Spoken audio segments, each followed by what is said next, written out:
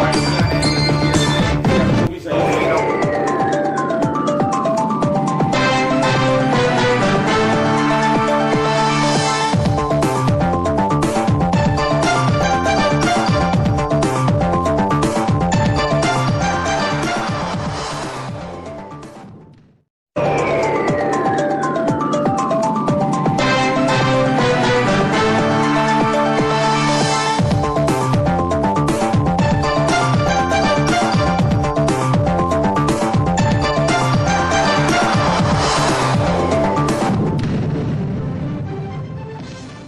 के ऊपर यदि अटैक हो गया तो उसके मुलजिमों को खुला छोड़ देना, ये काफी दिनों से चल रहा है।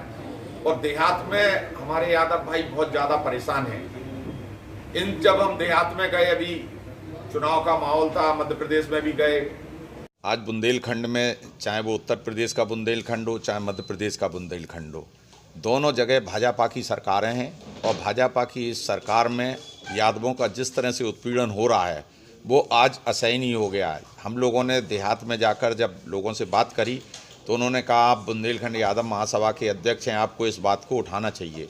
निश्चित तौर पर जब से भाजपा की उत्तर प्रदेश में सरकार आई, तो चाहे पुष्पेंद्र हत्याकांड हो जिसको एनकाउंटर दिखा दिया गया, चाहे वो सरसई वाला कांड हो जिसको कि हत्या दिखा दी गई और उसके बाद गिरफ्तारी नहीं हुई, चाहे BHEL के में वो लड़के का अपहरण हुआ जिसे पुलिस नहीं बता रही कहाँ ले गई है, चाहे मध्य प्रदेश में इस वक्त चरण सिंह यादव पर जिस तरह की मुकदमा कायम किया, दूसरे ही दिन उस पर 10,000 रुपये का इनाम घोषित कर दिया गया।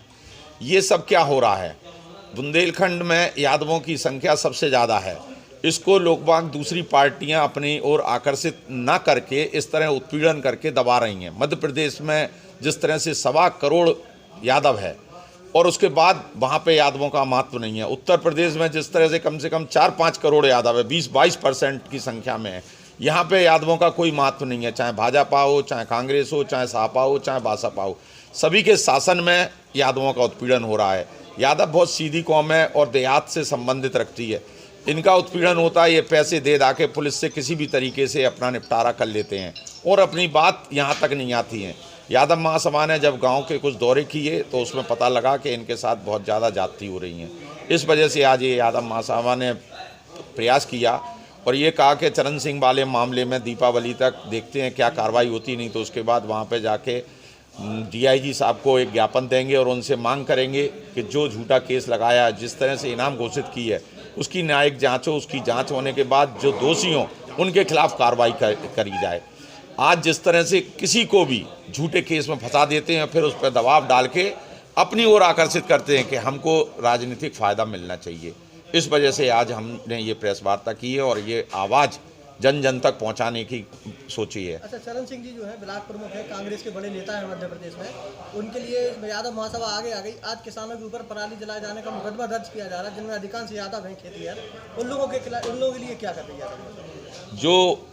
जिस बात की जानकारी हमारे पास तक आ रही है उस बात को लेके हमने देहात में गए, अभी किसी ने भी इस बात की नहीं कही। लेकिन हाँ, जिस तरह से पराली के केस में निर्दोष किसानों को, चाहे वो होरे भूंज रहा हो मूंगफली के, चाहे चने के होरे भूंज रहा हो, लेकिन उसको ले जाते हैं और बंद करने के अलावा 4 जनों को ले जाएंगे, 3 जनों को पुलिस पैसा लेके छोड़ देती है, एक पर मुकदमा लिख देती है ताकि उनकी भी जान बची रहे।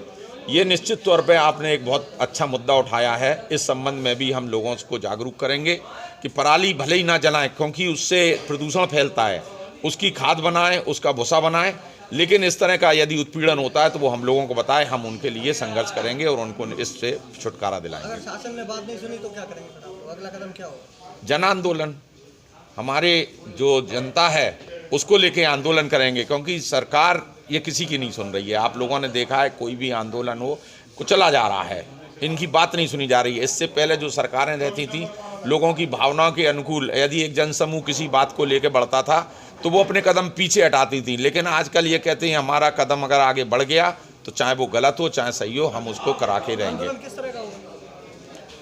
अब ये लोगों के बीच में जाकर जब हम लोग बात करेंगे उसकी रूपरेखा आगे हम लोग तय करेंगे।